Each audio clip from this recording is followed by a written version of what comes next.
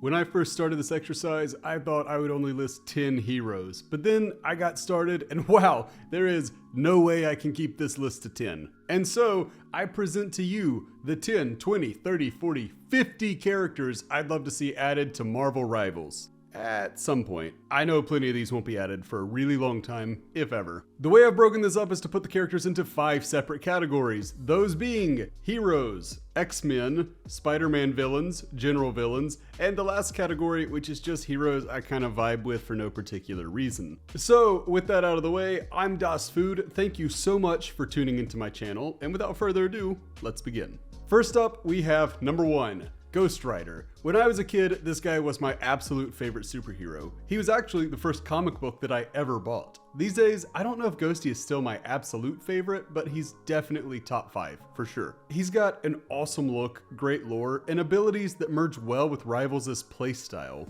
Give him his chain, his motorcycle, and you're good to go. This is an easy layup.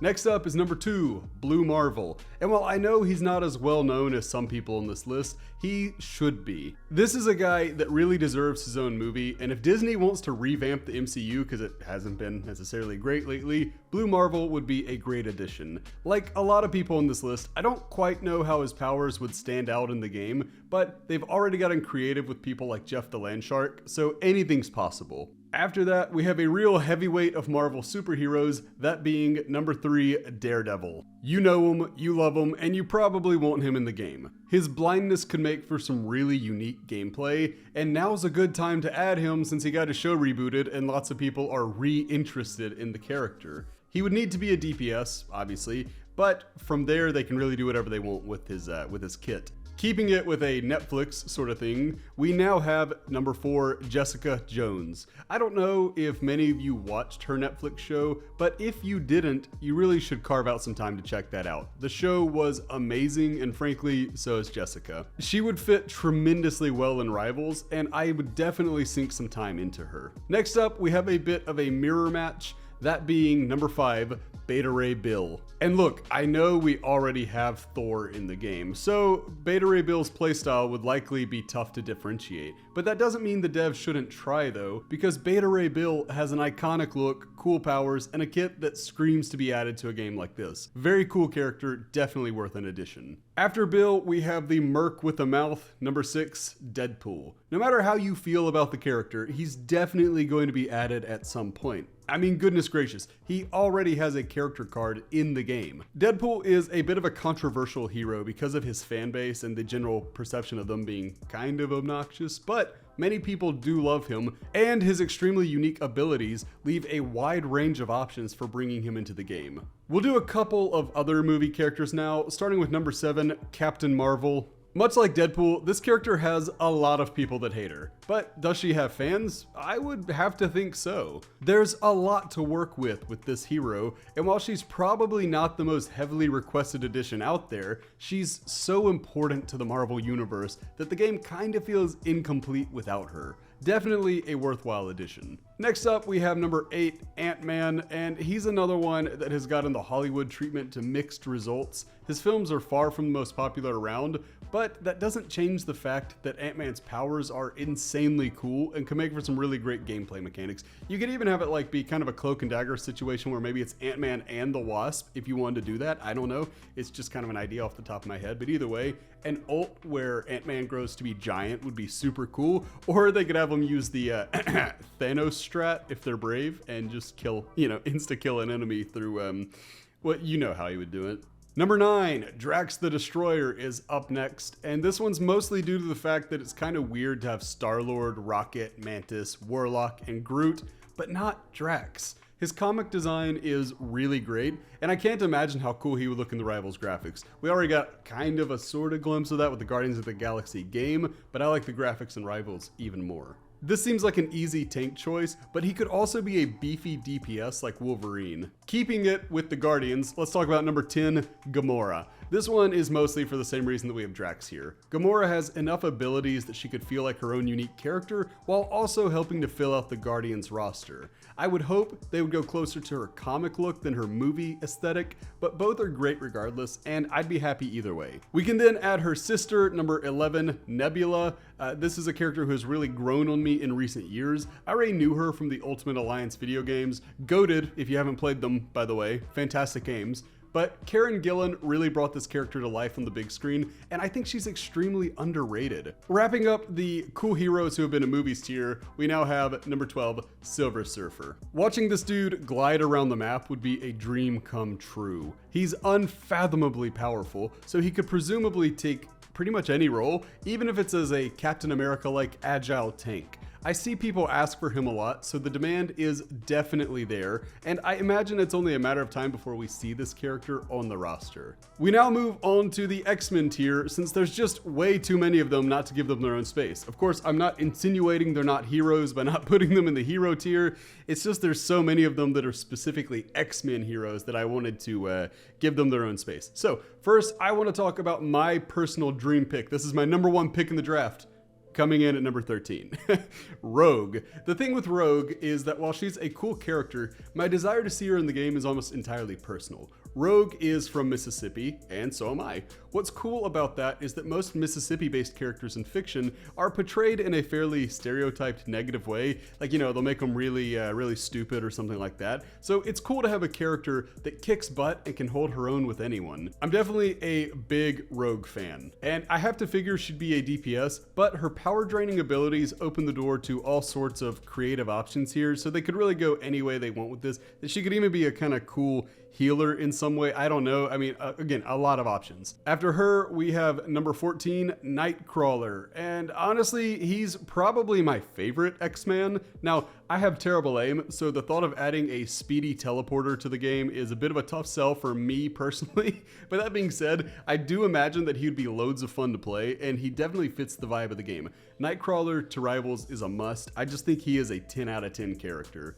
Next, we have number 15, Cyclops. This one should be entirely uncontroversial. Cyclops is the leader of the X-Men, and his kit makes perfect sense for a hero shooter. If this game closes down one day, and it does, well, I mean, I guess it will, obviously, one day, and it does so without ever having added Cyclops to the roster, that will be a massively missed opportunity. This guy is great, and I can't see anyone not wanting him around. Unless they're hung up on his portrayal from the 2000s movies where he was kind of mopey and all that, which, you know, fair, I guess. Another easy pick is number 16, Jean Grey, who is entirely too meaningful to the X-Men and powerful of a mutant to be kept on the sidelines. Seeing everyone's favorite Phoenix in the game would be great, and you have to imagine that some sort of revive would be part of her kit. So again, this is one of those where I think this is just a very easy layup for them. After that, I chose number 17, Iceman. This dude was everywhere when I was a kid, and it's easy to see why.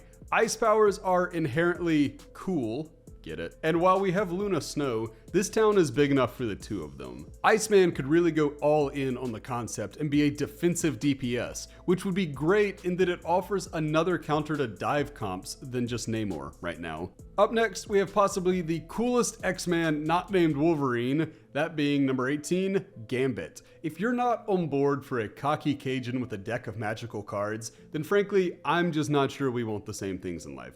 Gambit is one of those characters who would be added and have several Lord players within just a few days. He is that cool of a character. Number 19 is Kitty Pryde. I'm not entirely sure how to add her abilities to the game, but creativity has proven to be where these developers shine. Kitty could really mix up the meta in some fun ways, and I'm sure she'd be an insta-main for quite a few people. I know she's very, very popular in the X-Men community. Speaking of which, we're down to the last 3 X-Men, so let's talk about number 20, Mystique. And the thing is, I'm not even sure if she gets to count like as a proper X-Man, but she's too cool not to list, so there's no doubt that she's a big part of the X-Men universe. Mystique's powers of deception could make her a really cool Loki-like character, but instead of stealing ults, she could just steal appearances or common abilities or something like that. I don't know. She sounds kind of weak in the way that I'm describing her, but I'm sure Netease could figure out something really, really cool for her kit. For all of the 90s kids, my next idea would be number 21, Jubilee. She really adds a lot of spunk and personality to anything she's a part of, so I think she would make for a great character somewhere down the line. And also, she's one of those that just has a very unique power, and those are typically the ones I like to think about. She would make a great character down the line, and so too would the next character and the final X-Man on this list, number 22, Domino. Her luck-based powers sound like a nightmare to adapt to actual gameplay mechanics, but she's got just about everything else the devs could look for in a prospective hero. She's got an iconic look, lots of fans, and an easily recognizable power that isn't just, quote-unquote, super strong or flyer. But that about does it for the Children of Charles. Let's take a dark turn and talk about some villains, starting with those from Spidey's famously deep rogues gallery. First up is number 23, Scorpion. And while I know he's a weird one to start with, he's actually always been my favorite villain of the Spider Menace. Scorpion's tail could make for some awesome melee abilities, and he could even introduce a cool poison mechanic of some kind. His suit should make him fairly durable, so I think the tank role suits him well. After him, we have number 24, Lizard, who seems to be a part of every Spider-Man property that comes out, so this is only natural. And hey, he's a part of it for good reason. Lizard has one of the best aesthetics around with his reptilian skin and white lab coat. I don't know if they'd go with his monstrous form from the films or Spider-Man 2, or the more toned down version that seems to be a little more common in the comics, but both would work wonders. It'd be really cool either way. An even easier villain to imagine is number 25, Mysterio. He would almost definitely be a healer, though he could snugly fit into the other two roles as well because he's just that versatile with his power. Mysterio's kit would have to be based around trickery and deception, and if he's not a 5-star difficulty hero, the devs have dropped the ball. Up next, we have the pick that will lead to many people turning off the video, that being number 26, Big Wheel. I'm not gonna lie, I just vibe with Big Wheel and I think he'd be funny to see in the game. That's all. Number 27, Carnage is up next. We already have Venom, so it's time to introduce the superior symbiote. Yeah, I said it. Carnage is lean and nasty, where Venom is bulky and kind of goofy these days, so he makes sense to be a DPS where Venom is a tank. Carnage is debatably the best and scariest villain in all of Spider-Man, so I would love to see him. Number 28, Dr. Octopus is my next choice, and I mean, guys, come on. It's Doc Ock. Let's not overthink this one. He's got super cool metal tentacles, a great suit, and his maneuverability would fit really well in Rivals. Of all the villains they could add, Doc Ock is one of the easiest choices because he just translates extremely well to this game. Finally, we wrap up the Spidey villains with number 29, the Green Goblin. And look, to not add the Goblin would be like if DC had made a game like this, and they have Batman, but they don't have the Joker. Of all of Spidey's villains, this guy is the villain, especially now that Venom spends so much time as an anti-hero or even just outright hero. Goblin's glider and pumpkin bombs would be iconic pieces to add to his kit, and he certainly would make for a fantastic DPS choice. But that's it for Spidey's rogues. Let's talk about some general baddies, starting with number 30, Taskmaster. I know his adaptation in the Black Widow movie was pretty unpopular, but that shouldn't distract you from the fact that this character has a unique ability to match his opponent's fighting styles perfectly, a 10 out of 10 look, and a massive, seriously massive fan base. The sooner they add Taskmaster, the sooner we can all be happy, because this guy is great. Number 31, Dr. Doom is up next, and I almost left him for the end, but he fits here. Adding Doom would be, ironically, like when Overwatch finally added Doom Fist. Having the villain the entire game's lore is based around join the main roster is always a cool power move. And on top of that, Doom is legitimately, and I'm not gonna take flack for this, legitimately Marvel's best bad guy. I don't care what his powers are. I don't care what role he's given. I only care about two things. One is that he's added to Marvel Rivals, and two is that he has some really good, really funny voice lines with Mr. Fantastic. Number 23, Ultron is up next, and spoiler, it looks like data miners may have confirmed that he's on his way. Anyway, I hope this is true because while I really didn't enjoy Age of Ultron as a film, this bad guy is entirely too cool to be left out. Having a hyper-intelligent AI with an ever-evolving physical form opens the door for countless ability choices, so the devs would just have to pick a direction and go. Definitely a great choice for the roster. Next, we have a fun pick in number 33, Fin Fang Foom. In addition to having the coolest name you will ever hear, Fin Fang Foom has an aesthetic that is entirely unmatched. Just the thought of being able to load up as a real and proper dragon is too amazing not to consider. He's also mega powerful, so there are no lore issues with him kicking everyone's butts. However, if he's too large to be added to the game, I hope he at least gets put in like the background of a map at some point. That's all I'm asking for. Number 34, Surtur is my next choice. He was alright in his lone film appearance, kind of a comedy character, but also kind of scary in his own right. But I feel like we can take it even further with this guy. I mean, come on, this guy is powerful enough to bring about the Ragnarok event on Asgard. So clearly, he's not to be trifled with. He also has easy team-up potential, as he could work hand in hand with Hela, Thor, and Loki. Particularly the first and last of those three. Speaking of easy team-ups, how do we feel about number 35, Sabretooth? His film portrayals have left something to be desired, but that shouldn't be counted against him. He was on screen at a time when it still wasn't cool to be a comic book character, so I do think he gets a pass. But to have him left out while Wolverine is in the game just feels kind of wrong. Give them a team up, give Sabretooth a somewhat similar kit if you have to, and just let people enjoy things. This one would be cool. Number 36, Mephisto is next, and he too, unsurprisingly, would be great. I mean, we're talking about a comic book character that is more or less the biblical devil. While that may sound a tad controversial, I think hero shooters are the perfect time to get a little devilish with your designs. Mephisto is also a name I see pop up frequently when people ask who other people would like to see in the game, so you can't tell me there's not a market for this guy. Moving on, let's cover number 37, Bullseye. He was already a really great character in his own right, but apparently he's in the new Daredevil show, which I haven't seen yet. I hope to get around to it. So now is a great time to feature him.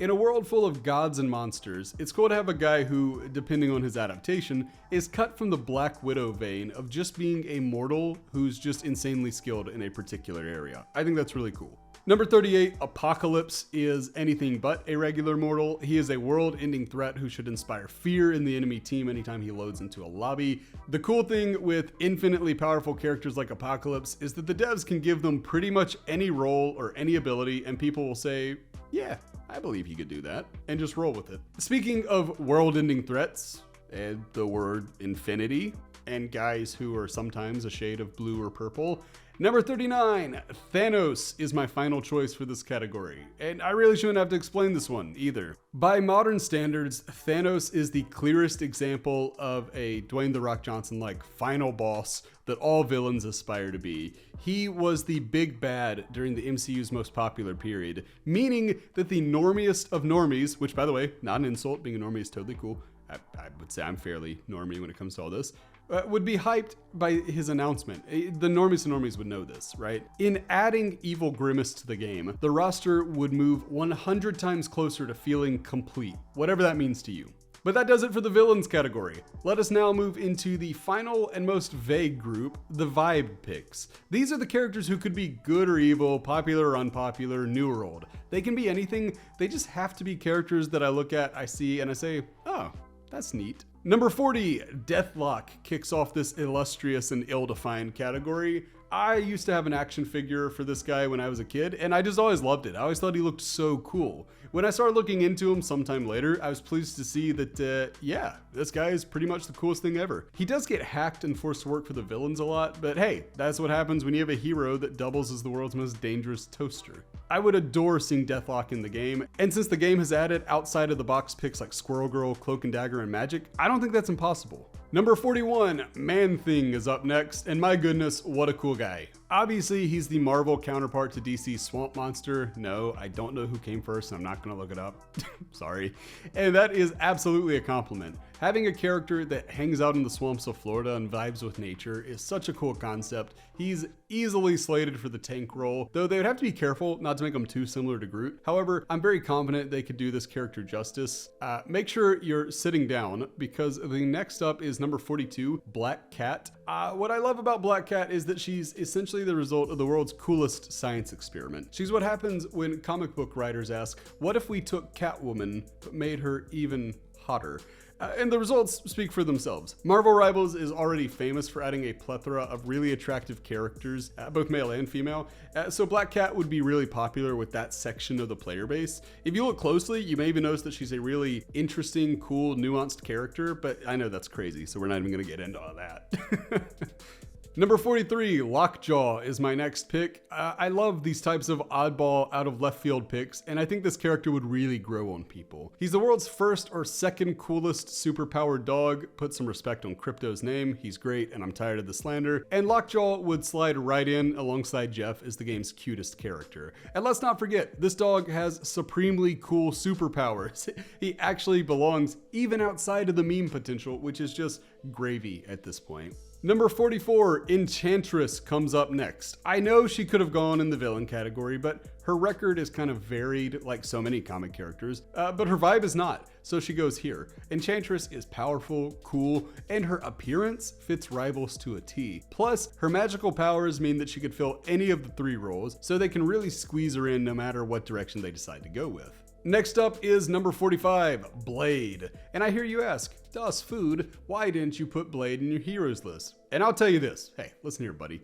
It's not because I forgot about him until just now. No, I'm much smarter than that. I had a different, much better reason that I'm not gonna get into because shut up. But yeah, Blade makes a ton of sense, is very cool, and is already kinda sorta in the game. Heck, he may be released by the time this video comes out. I don't know, because he's already been added to one of the maps. He's almost definitely coming. So yeah, he makes a world of sense. Nobody's cooler than Blade. Definitely fits the vibe. Number 46 is Darkhawk. He's up next, and if you don't know him, take a minute. Look him up. And once you have, try your best and make a good case for why Marvel's resident Power Ranger shouldn't be in the game. I know you can't. He's amazing, and while he's not super popular, he should be. Put him in the game, you cowards. Number 47 is Stingray. Honestly, just repeat everything I said for Darkhawk here. Stingray has one of my absolute favorite looks in all of comic books, and I love how he combines water powers with the ability of above ground flying. You don't see that a whole lot. He is an amazingly cool character, and probably one of those that would be an insta main for me, or at least a partial main, just because I really like the vibe of this character. I think he really has a heroic nature about him. Speaking of people that would be an instant main for me, number 48, Elsa Bloodstone. What more can I say than that I'm in love? Don't tell my wife, please. Elsa is a tough monster hunter who's just itching to join this roster. I wish she had been here from day one since she's so unknown, but I think people may not be necessarily super hyped for her announcement, but I think they'll come around to her once she's been in the game for a while. On top of that, adding her to the game would possibly help boost her profile enough to get her into the MCU, which I'm all for, unless it's a Disney Plus show, and then I'm not watching all of that. I have better things to do. Number 49, Sleepwalker is the penultimate selection. Marvel's resident Martian Manhunter lookalike. May not be as cool as DC's Martian, but he's still actually pretty awesome in his own right. It stinks that Mantis already has a sleep ability, but with this many heroes, we're bound to get some that are kinda sorta similar, so that shouldn't disqualify Sleepwalker. He's got a unique power, a great look, and tons of potential. Let's make it happen, Netease. And now, finally, we close this list out with one of my absolute favorite choices here, number 50, Songbird. Her vocal cord abilities are not only really cool, but they're really one of a kind too, as long as you don't look into DC's Black Canary. I mean, but come on, comics borrow from each other all the time. On top of that, Songbird has one of the most absolute Kino looks in all of comics, and there's a new Thunderbolts movie or show, can't remember which, sorry, coming up, so that should see some increased popularity for this character, assuming she's in it, which I mean she almost has to be. So yeah, she's got everything you could possibly look for in a character, a cool power that's very unique to her, a great look, and the relevance of being part of an MCU project. It's really all come together for her, and I think she'd be a great addition. But that is going to do it for me. I thank you so much for taking the time to watch this video. Hey, did I somehow, with 50 selections, miss your favorite character, please let me know down below. I will be reading the comments, and I'm very excited to see who people want to see in the game, or if I recommended anybody that you think would be a horrible pick, hey, I got thick skin. You can let me know, I promise. Either way, thank you so much for watching this. I know it's not my usual style of video, but I have just been in love with Marvel Rivals for the past few months, so I wanted to make a video about it. I hope you have a fantastic day wherever you are. As always, thank you so much for watching the video. It means a lot when people check out my channel. I will see you on the next one, and until then, I've been Das Food. Bye, friends. I've been dreaming on in my head like I've seen it. A life worth living is a life with meaning. I'll do what I love till my heart stops beating. I'm feeding this demon. Got a taste, can't erase bitterness.